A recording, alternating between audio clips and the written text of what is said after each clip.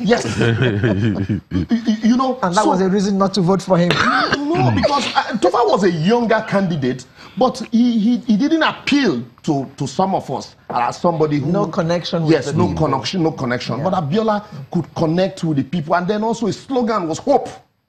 You know, Hope 93. And the eradication of poverty. I remember saying that he would reduce the price of milk to 3 naira. I still remember all of this thing as if it were yesterday. And so when the mandate was truncated, all of these issues, you know, became the ideology that June 12th was synonymous with. And so it will be good for us. Government has taken this step. Let the government still have a lot to do in terms of uniting the people, giving and creating that hope that will give the impression that 2019 election would be transparent and accountable, just the same way we're discussing June 12th now. Okay. Mr. Pt.2, what's your stand? 5 quick points. Point number 1, to congratulate her later on her birthday. She thinks we wouldn't know we do. Point number 2, to say that, yes, that election was not just an election.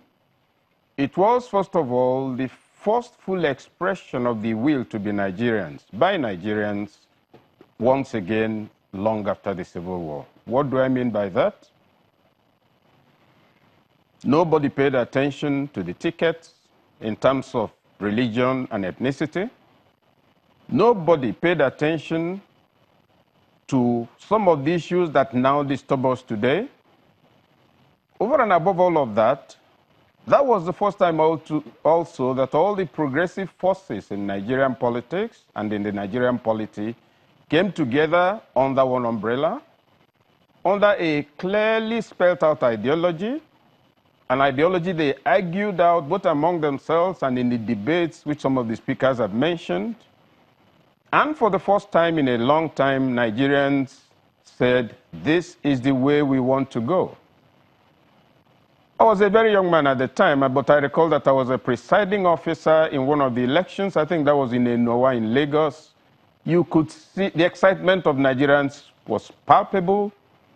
Everybody was excited. And in addition, we had as the head of the Electoral Commission a man who also had drama in his veins. Professor Nwosu was also one of my lecturers in the University of Lagos.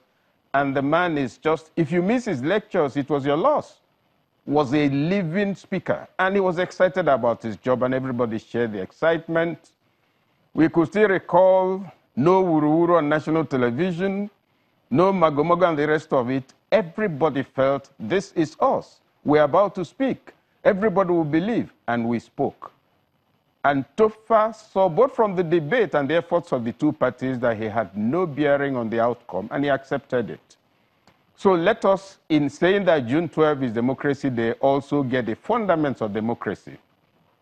One of the most important of which is, number 1, it is the will of the people. Number 2, this will at that time was actually properly expressed. Number 3, when we speak of the annulment, it is correct to say it was under Babangida that it happened.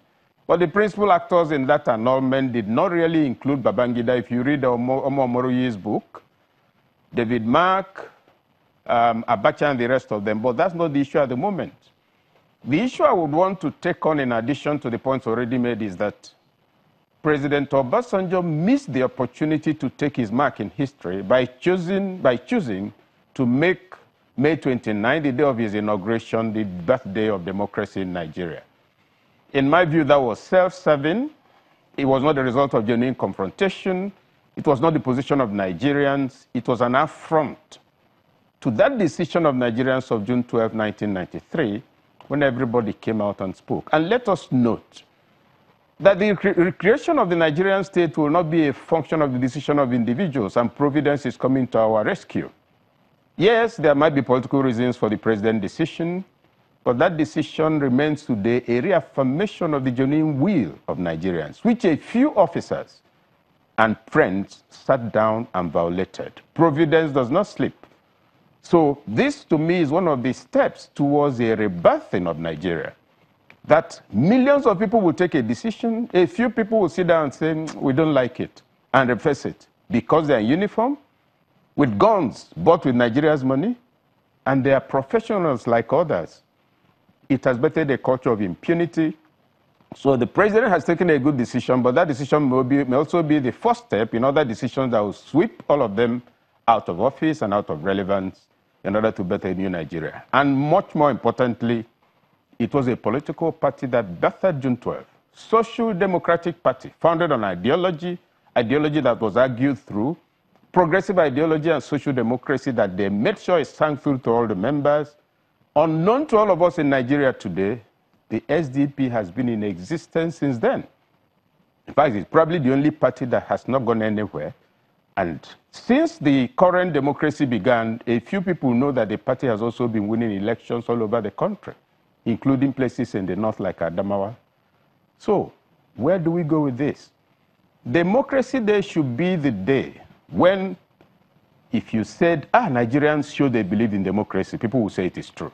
Okay. It was said on June 12th. That was the day. And the refusal to acknowledge that will has brought us where we are today. Okay, thank you very much. Okay, let me come back to Lagos. Gratefully, we have a legal practitioner with us because the question I'm about to ask now is a legal one.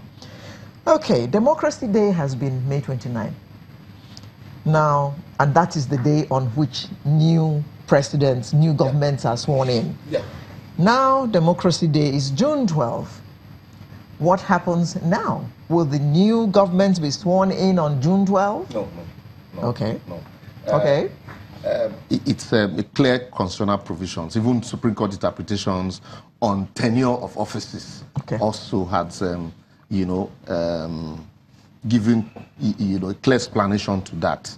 Your tenure expires on the day, on the eve. On the anniversary of.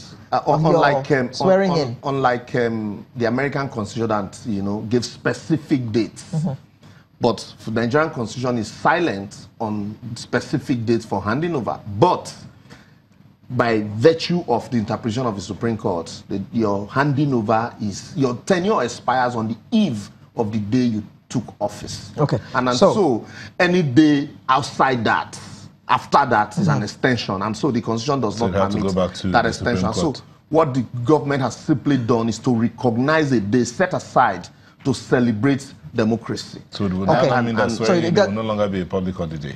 That's left for government to decide. It's not a possibility. Yes, it's a possibility. So but I May doubt. 29th, I doubt. They will be sworn in. Yeah, because Democracy Day will be celebrated. Yeah, because June also you 12th. See our knack for celebrating anniversaries. Just hold it there. We'll take a moment, and when we come back, we can talk about the knack for celebrating anniversaries. Please don't go away.